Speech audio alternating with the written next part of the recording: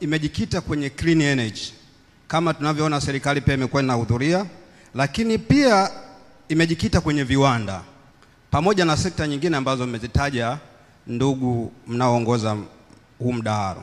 Lakini wizara yetu ya fedha na serikali kwa ujumla, vile vitu ambavyo vina support clean energy, hasa lithium batteries ambayo inafall kwenye critical minerals, kama dada Angelina nilimsikia kwenye risala yake ya kwanza kuwa serikali bado haijaweka jicho la tatu. Mtaamini kuwa serikali yetu mpaka sasa bado inacharge raw materials za kwenye clean energy, hasa lithium batteries ambazo zinatengenezea umeme, storage, solar power, bado inacharge 35%. Lakini lithium batteries zilizokamilika kutoka China zinacharge 25%. Kamati ya serikali imekuja mara nyingi sana kwenye kiwanda chetu, bado haijaweza kutatua tatizo hilo. Yaani bado ina encourage tuendelee kuimport lithium battery complete from China. Halafu raw materials sisi tunawaambia tuna assemble ili mwishoni tuje tu process graphite kutoka Lindi, nickel kutoka Kabanga. Bado hatui na mtazamo mmoja wa kusema tusukume gurudumu la viwanda. Sisi tunaiomba serikali ya Tanzania tupeleke nguvu zaidi kwenye viwanda. Tunatambua sana juhudi ambazo zinafanywa na Wizara ya Fedha. Hasa nimemwona pia naibu katibu mkuu hapa Elijah.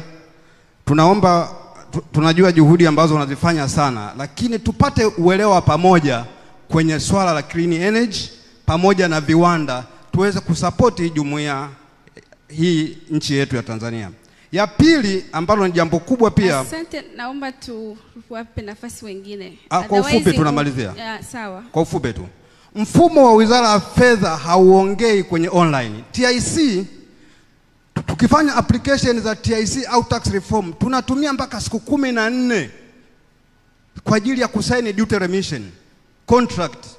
Wakati mifumo hii iko kwenye sheria imeshapitishwa tayari. Tunaiomba Wizara ya Fedha ipeleke huduma zake zote kwenye online. Sisi tumesaini mabilioni ya fedha kutumia e-document. Lakini Wizara ya Fedha wanataka mpaka mtu aende pale akae siku 7-6 Wizara ya Fedha pale anakimbiza duty remission. Tumekuwa tukilipa storage nyingi sana bandarini. Tuna evidence za malipo ambayo Wizara ya Fedha ni mojawapo ambayo imetusababisha tuweze kulipa hivyo. Tunaamini tunabadilika na nchi yetu itaendelea kubadilika. Asante sana. Asante sana kwa maswali mazuri. Nashukuru.